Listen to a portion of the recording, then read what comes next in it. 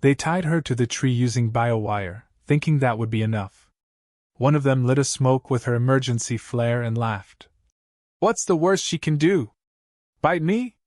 The others chuckled as if she were a woodland critter, not the reason they'd all be dead by nightfall. Calla sat there in the humid jungle air, blood drying on her temple, calmly counting the seconds. She wasn't worried. She was marking time. Every time she blinked, she saw his face. Every second she waited, she knew he was getting closer. And when he got close, someone was going to beg. The patrol had come down in a stolen drop ship, unmarked and flying under spoofed civilian tags. 8 of them. One claimed to be peacekeepers, but Calla knew the type. They weren't military. They weren't law. They were wolves in expired uniforms, out here on the far rim with no leash and no fear of consequence. She'd seen it before on exoplanet contracts, mercs who got bored and started playing soldier. The kind that didn't ask questions before they broke someone's jaw. They called her a specimen and surface asset, even though her name badge still read Dr. Calla Rowan. But none of that mattered to them. What mattered was the fact that she triggered a silent alarm the moment they grabbed her, and that somewhere in this jungle, something was already moving. She hadn't screamed during the initial interrogation, which annoyed them. When they tore through her research pack and found samples they didn't understand, one of them tried to eat a glucose tablet and spent the next half-hour vomiting behind a tree. She only laughed once, when one of the patrolmen electrocuted himself trying to override her biolock. They called her Earth-blooded, like it was an insult, not realizing the irony. Calla wasn't just from Earth. She was trained there. Conditioned there.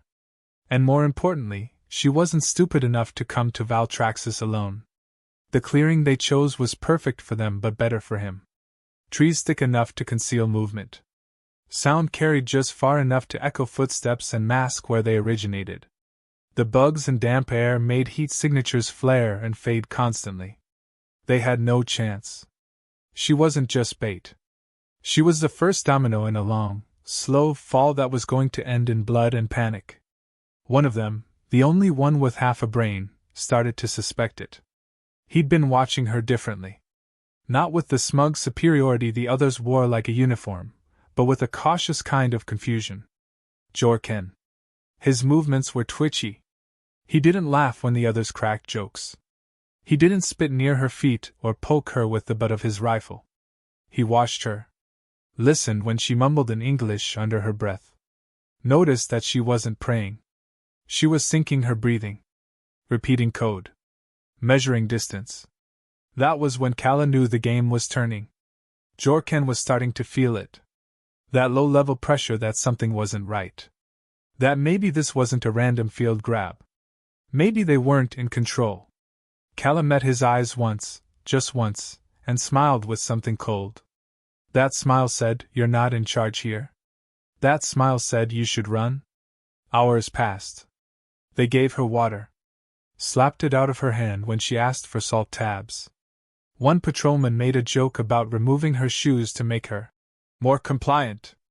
That one didn't come back from his next smoke break. They assumed he wandered off drunk. They assumed wrong. Somewhere just outside their motion field, a body was cooling beneath camouflaged vines, missing half its throat. But the signs were subtle. No blaster fire. No cries. Just a shift in the bird sounds. Just a moment of stillness. Calla pretended to sleep. She angled her ear toward their campfire, listening to them talk in their hybrid slang, arguing about comms interference and false terrain readings. They didn't know that their signal jammer had been reversed an hour ago. That every message they sent now bounced through 4 human satellites. That a drone had already pinged their ship's ID and forwarded it to Earth's War Crimes Tribunal. All she had to do was wait. They started patrolling wider. One of them tripped a sonic snare and nearly had his leg crushed by a falling log trap. The team leader screamed into the comms, threatening everyone, blaming locals or wildlife. Calla kept smiling. She could hear it now. Not loud. Not rhythmic. Just the soft brush of leaves being parted. Step by slow step. The sound of a man who didn't run. A man who didn't breathe heavy. A man who knew how to make panic grow before a single shot was fired. The humor, if you could call it that, came in bursts. Like when one of the patrols slipped on jungle moss and face-planted into the fire pit. Or when another accidentally activated a human med drone thinking it was a toy. It buzzed angrily, scanned the wrong target, and tagged the alien's arm with a glowing red aggressor tattoo that wouldn't come off. Kala looked at the mark, raised one eyebrow, and muttered, "Yeah, that tracks." But the real shift came when Jorken returned from a perimeter sweep visibly shaken. He had a ragged piece of black fabric in his hand. He claimed he found it near the old ridge path. The leader dismissed it, just local trash. But Jorken stared at the fabric like it had teeth.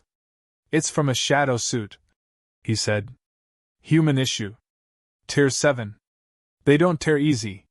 If this ripped, someone meant it to be found." The fire sputtered. Silence fell. Kala tilted her head back against the tree. She could feel the sap seeping into her shirt. Her neck hurt. Her shoulders ached. But her heart? Her heart beat in rhythm with the jungle. 1, 2, 3. Pause. 1, 2, 3. Silence. Rix was close. And when he was close, things got loud. The jungle didn't whisper. It held its breath. Rix moved through the underbrush like he was part of it. His boots never fully touched the soil. They floated, shifted, corrected for weight. The mud welcomed him.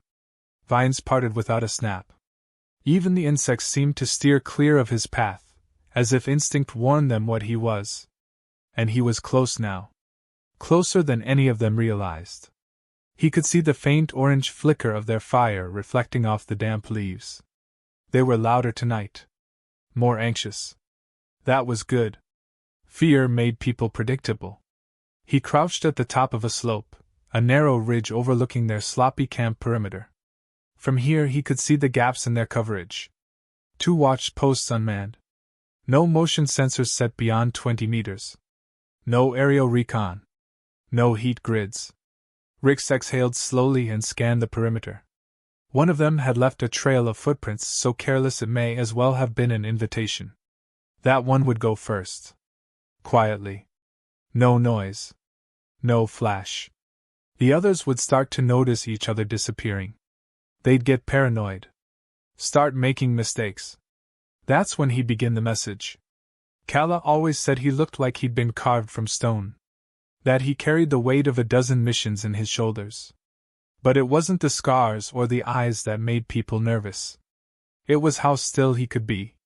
Rix had learned stillness in places where movement meant death. Learned to control his breath, his sweat, even his heartbeat. Tonight, the old instincts were singing. The last time he felt this quiet inside, he'd been behind enemy lines, dragging 3 hostages through a snowstorm while enemy drones circled above. He hadn't failed then. He wouldn't fail now. A flicker of motion to his left. Rix froze. One of the aliens had wandered off to relieve himself behind a thicket. Good. This one was isolated. He waited until the alien leaned forward, muttering something about swamp stench, and then moved. 3 steps. One hand over the mouth, the other drove a stun needle into the base of the neck. The body jerked once and slumped silently. Rix caught it before it hit the ground and eased it into the vines.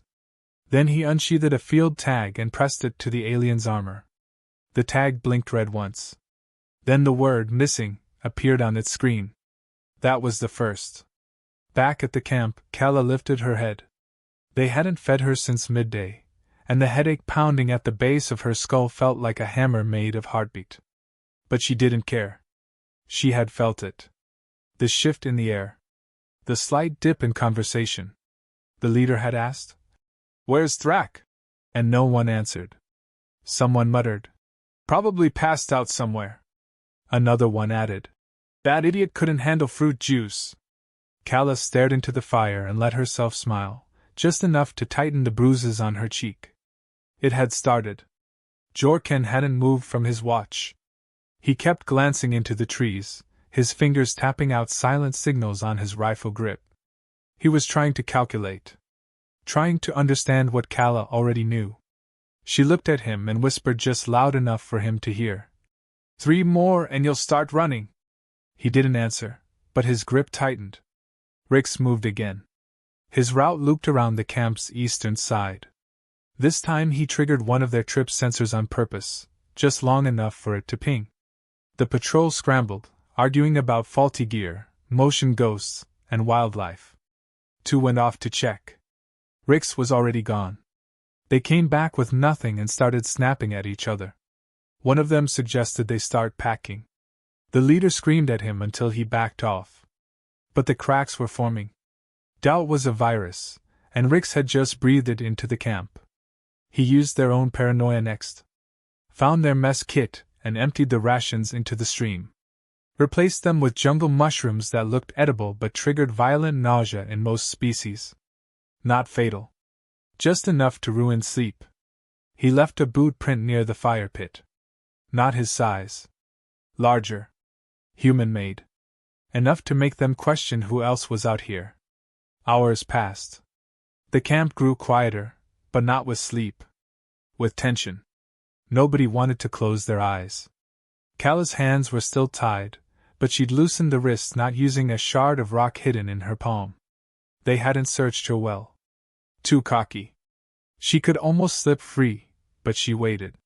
She didn't want to ruin the rhythm. Rix had a pattern. A pulse.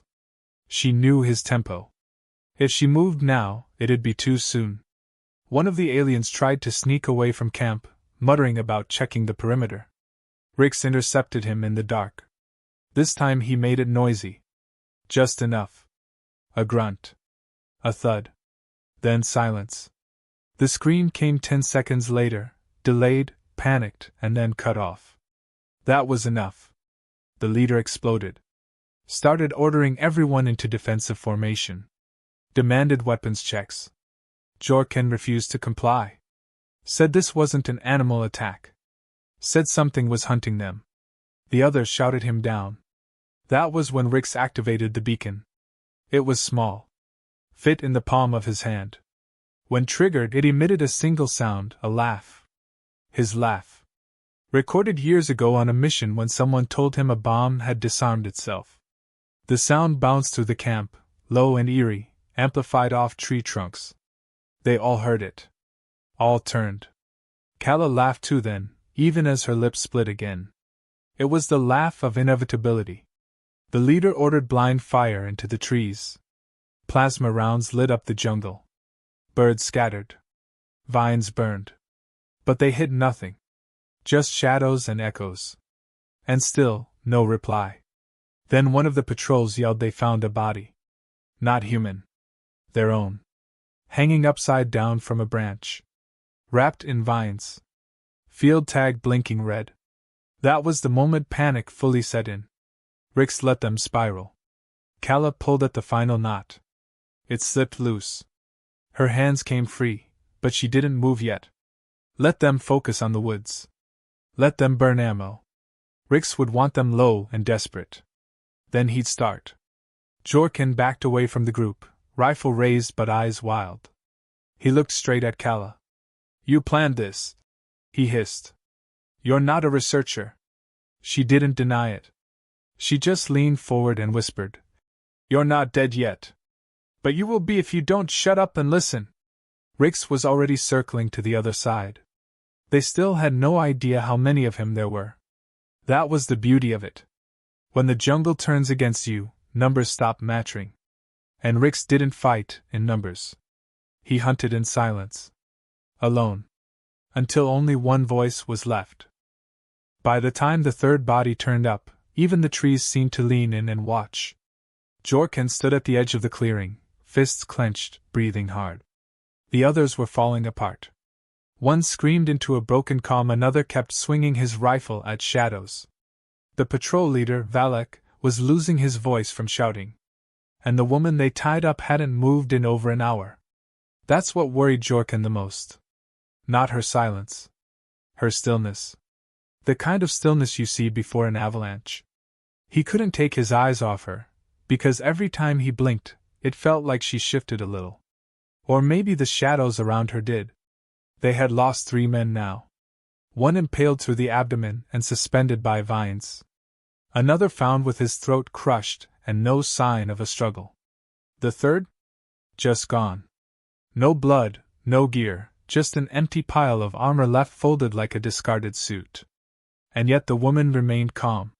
When Valak had grabbed her earlier and shoved a barrel against her chest demanding answers, she had only whispered one thing. "You should have gone home yesterday." That was when Jorkin realized it wasn't a question of if this was a trap. It was a matter of how much longer they had left. Rix was patient. He knew the rhythm of fear.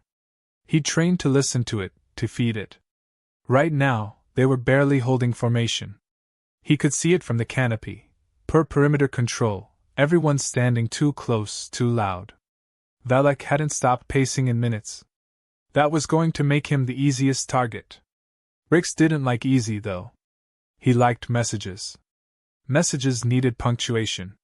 Something deliberate. Something they'd remember just before they blacked out. So he chose the one standing near the fuel packs. Not because he was loud, but because he was nervous. And nervous hands always drop things. He waited until the nervous one stepped back, almost tripping over a vine. Rix released a silent dart round. It hissed through the dark, struck the back of the alien's shoulder, and released a potent neurojammer. The alien jerked once, then collapsed backward into the fuel crates. Everyone turned. One of them screamed. Valak spun, tripped over his own pack, and knocked over a cooking unit. Sparks flew. A small fire burst to life. Just enough to illuminate the edges of the trees. Then they saw it. Just beyond the firelight, deep in the black space between trees, stood a figure. Not moving. Just watching. Shadow suit. Masked. Rifle slung low. A patch of green leaf fragments clung to his shoulder like he was part of the foliage itself. Someone fired a shot. The figure didn't flinch. The round struck bark. By the time the patrol rushed forward, the figure was gone. Vanished without a sound. Like smoke. Like myth. But the seed had been planted. Now they believed. And belief is fuel for panic. Kala finally stood. Her hands were loose now. She didn't run. She didn't shout. She simply stepped forward, brushing ash from her pants. The movement alone startled Valak so much that he fired a stunned burst in her direction. It missed and scorched a fern behind her. She didn't blink. Instead, she said something that froze Jorken's blood. "He's not coming for you because of me. He's coming because of what you did before you met me." The moment stretched. She wasn't wrong. Valak's unit had a history. Off-books raids. Forced confessions. Resource thefts in disputed zones. Kala wasn't the only one they'd hurt. But she might be the first one who came back with a plan. And with Rix. That changed everything. Rix watched from above as they scattered. Not fully, but enough to make them useless as a unit. He moved like a ghost between them. Quiet boots, silent rifle. He tagged another, this one with a pulse dart to the neck. No permanent damage. But enough to make the alien think he was dying. Enough to force him to scream. Rix let that scream ring through the jungle. Jorken snapped. He dropped his weapon and sprinted toward the trees. Valak shouted after him, ordering him to return. But no one followed. Jorken made it 20 meters before Rix caught him in a net. Lightweight filament, tangled around his limbs and yanked him into the brush. There was no struggle. Just a thud. Then breathing. Then nothing. Kala moved forward again. Slowly. She reached into her belt where they hadn't noticed a backup locator strapped beneath the fabric. She tapped it once. A small red pulse flashed and disappeared. That signal would lock onto the satellite and begin feeding real-time data to Earth's Interstellar Crime Division. Evidence. Coordinates. Audio. Visual. It was all going live. Valak noticed too late. He lunged forward, grabbed her wrist, yanked it hard. She didn't scream. Just turned her head and whispered the last words he would hear that night. He's behind you. Valek spun. Rix was there. The strike wasn't flashy. One blow to the throat, one to the side of the head. Valek dropped like a sack of meat. Rix stood over him for a moment, breathing slow and heavy. Then he looked at Kala and nodded once. She exhaled for the first time in hours. The jungle finally began to breathe again. Crickets returned. Distant birds chirped. The fire crackled softly. Kala sat down on a rock and rubbed the bruises on her wrists. Rix checked Valek's pulse. Still alive. Good. They needed him awake. They needed a voice to confess. Kala stared into the flames. Her body ached. Her mouth was dry. But her mind? Her mind was sharper than ever. This wasn't over. Not yet. There were still others out there. Still ships flying dark, still names on that data slate she'd hidden near the riverbank. But tonight was a start. Tonight, the jungle had whispered a new law. Rix crouched beside her. Pulled out a protein bar and handed it over. She raised an eyebrow. Blueberry again. He shrugged. It was either that or seaweed. They sat in silence for a while, letting the night cool their thoughts, letting the adrenaline bleed off. Then Kala turned to him and said, almost playfully, I told you they'd panic before sunrise. Rix smiled, just barely. You always call it. Far behind them, deeper into the shadows, a blinking green drone hovered, recording every moment. Proof. Justice was coming. And this time, it was human. The forest floor steamed with the heat of fear and gunfire. Kala stood over the unconscious body of Valek, his chest still rising and falling in shallow, rattling breaths. Every instinct screamed to finish it now, to end the suffering he'd caused, but that wasn't the mission. Rix hadn't moved for nearly a full minute. He crouched at the edge of the clearing, listening, one hand resting on the hilt of his blade, the other holding a scanning device the size of a matchbox. Its screen flickered green, then yellow. More signatures approaching. 2, maybe 3. Not from the jungle but from the direction of their ship. Backup or deserters. Either way, it meant more noise. Kala noticed the change in his posture first. She didn't ask what he saw. She simply stepped away from the fire and began checking her gear, reattaching the transmitter, securing the loose straps around her boots. They'd been here too long already. The extraction drone wasn't due for another hour, and this jungle had a way of shifting alliances with every breeze. Rix looked over his shoulder. You ready for round 2? She gave a dry chuckle. I never left the ring. They moved together through the foliage, leaving Valek tied and half-conscious, a recording spike embedded in the moss beside his face. It would capture every word when he woke, every panic scream or confession. And someone would be listening. Someone with a badge, or maybe someone who didn't need one. Either way, he would talk. The leaves curled back around them as they slipped into the dark, blending with vines, ghosts among ghosts. A minute later, footsteps crushed their old campsite. 2 aliens, one taller and visibly armed with a plasma cannon, the other younger and darting glances at every shadow. They found Valek's body and froze. Then they heard the message, just starting to loop. The woman's voice, cool and clear. You tortured a biologist. You trespassed on human-recognized territory. You made this personal. Every word was tagged with Earth's encryption markers. The older alien snarled, ripped the recorder from the ground, but too late. The message had already transmitted. Rix and Kala reached a ridge overlooking their ship's landing site. From this angle, they could see the patrol's vessel resting awkwardly between 2 wide trees, its landing gear damaged and misaligned. That explained why none of them had evacuated. The comms dish on top had been shot through by a single round. Rix's round. He had hit it from the trees 3 hours earlier without them noticing. A slow, deliberate decapitation. One system at a time. Below, a third figure emerged. Not one of the patrol. This one wore formal armor. Smooth plating, the kind seen on corporate military contractors or rogue planetary agents.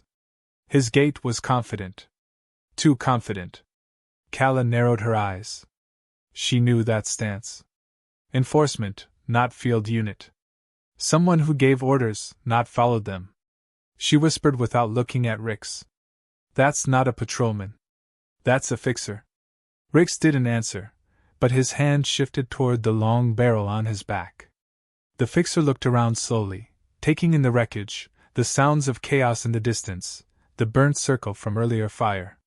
Then he tapped a command into his wrist console. A moment later, a dome activated over the ship, shielding it in a shimmer of blue light. Auto-defensive lockdown. Anyone inside now was stuck. Anyone outside had to stay that way.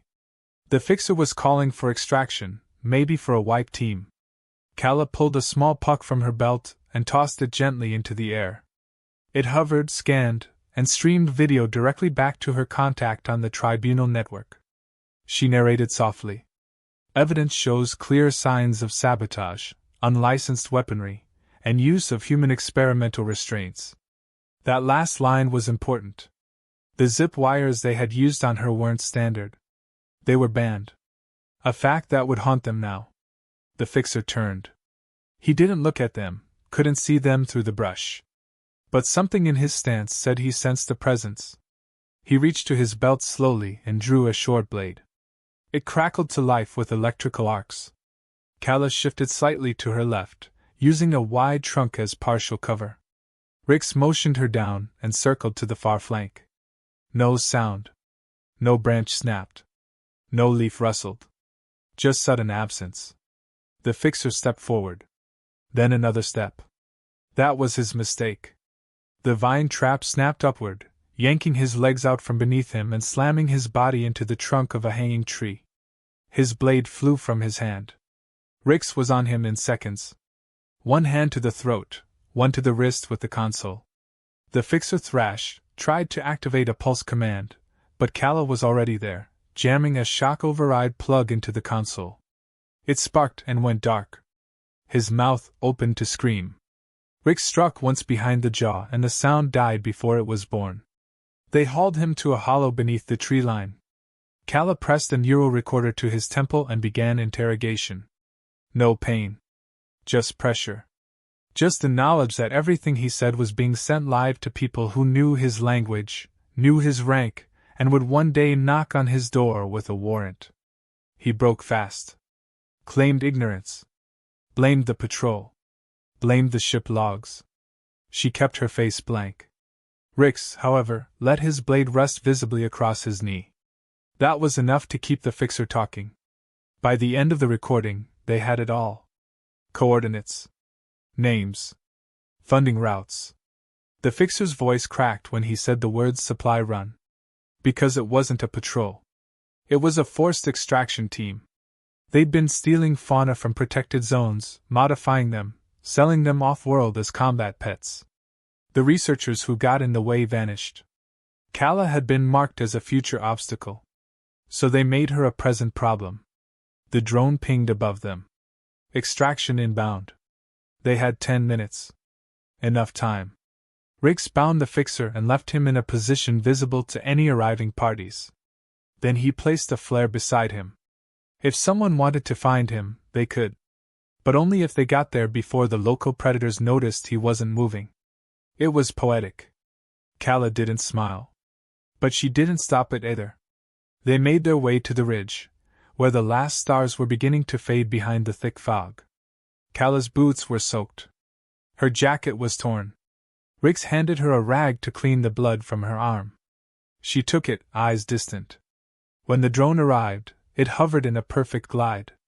No fanfare. No weapons. Just a soft hum and open doors. They stepped in together. As the hatch closed, Kala turned back to the jungle. One last glance. It didn't wave goodbye. But she could swear, for a second it smiled. The drone lifted gently, its rotors slicing the fog with barely a sound. Kala sat on the side bench, her eyes locked on the shrinking canopy below. The jungle that had almost killed her. The jungle that had hidden her partner. The jungle that had judged them all, silently, and found only one side worthy of mercy. Rix stood behind her, one hand on the ceiling strap, the other gripping the blade he hadn't cleaned yet. He didn't speak. He never did in these moments. They both knew the adrenaline was still burning its last embers. If either of them opened their mouths now, it would just come out as static. Far below, the fixer's body lay bound and conscious, staring into the growing light of morning. The flare next to him blinked rhythmically, waiting for either a rescue or a predator. Maybe both. The dome around the patrol ship would hold for another 2 hours at most. When it failed, the jungle would reclaim everything. And if the jungle didn't, Earth's legal teams would. Kala had made sure of it. Every second of the last 12 hours had been recorded, tagged, and streamed through ghost channels back to her contact within the Tribunal's enforcement division. She didn't even need to file a report. It was already a case. The drone began to ascend above the cloud line, and the sun cracked through. Kala leaned her head back and let the light wash over her bruised skin. She didn't wince. Not because it didn't hurt, but because she didn't want to give the jungle the satisfaction. Rix finally sat across from her, set the blade down beside his boot, and handed her a silver pouch. She took it without looking. Protein gel, mint flavor. Disgusting. She took 3 sips anyway. He watched her closely. When she finally looked up, he said only 4 words. You scared them good. She smiled at that. The bruises on her face made the gesture crooked, but genuine. Back on Earth, the first headlines were already spinning. Unauthorized alien patrol detained. Human biologist targeted. Jungle turns into battlefield. The footage was being dissected frame by experts, lawyers, and military analysts. But the real conversation was happening in private channels. Between policymakers and war planners. Between people who had long warned about borderless security zones and unchecked galactic contractors. And now they had names. And faces. And files that couldn't be erased. Kala leaned forward and reached into her vest pocket. She pulled out a tiny black chip. It was shaped like a leaf and lighter than air. The last backup from the drone. Not the edited transmission. The raw footage. Everything. Including the moment Valek screamed after waking up. Including the fixer's face when he realized no one was coming for him. Including her face, bruised, bloodied, smiling in defiance as she stood on her own again. She handed the chip to Rix. You hold this one, she said. They'll believe you before they believe me. He didn't argue. Just tucked it into a hidden slit in his armor and nodded once. An alert pinged from the console near the front of the drone. Automated voice. Incoming comms request from Central Relay. Rix ignored it. Kala stood and walked to the front, tapped a few buttons, and killed the transmission. If Central wanted answers, they could wait until she showered and had 6 hours of sleep.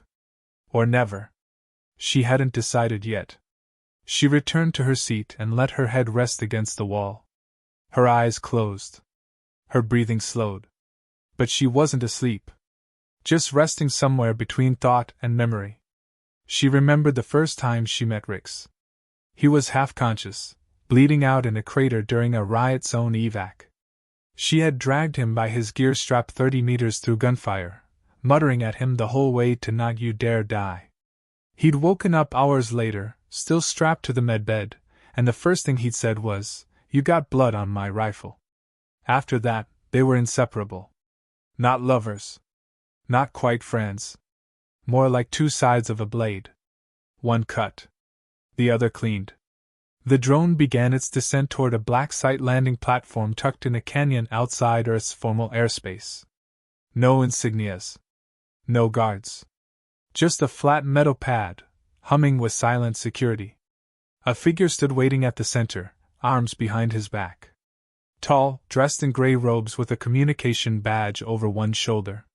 Kala didn't recognize him. That was unusual. Rix stepped forward first. Protective. Kala followed behind, arms loose but ready.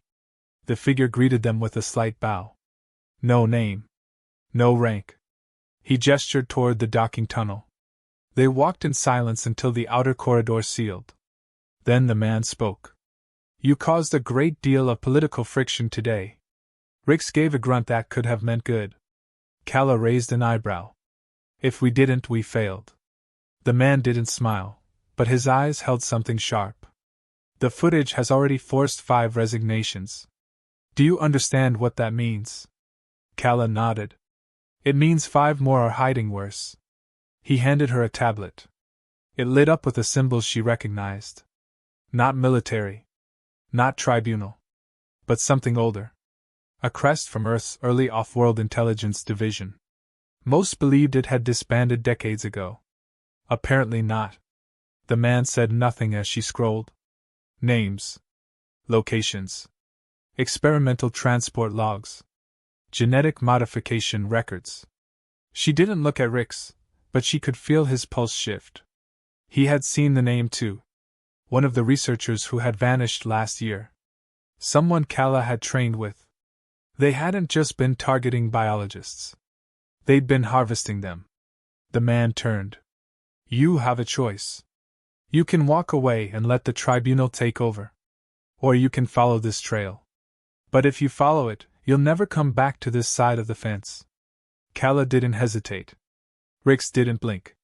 Then the man smiled. The first real smile either of them had seen in days. He turned back toward the corridor and disappeared into the mist. Kala stepped out into the open air once more. The wind felt colder here. Cleaner. Like Earth itself was holding its breath. Rix stood beside her, looking out over the canyon. She reached up and touched the bruises on her jaw, then let her hand fall. They thought she was just a biologist. They thought she was alone. They didn't know the jungle had a partner. They didn't know Earth had started remembering how to hunt.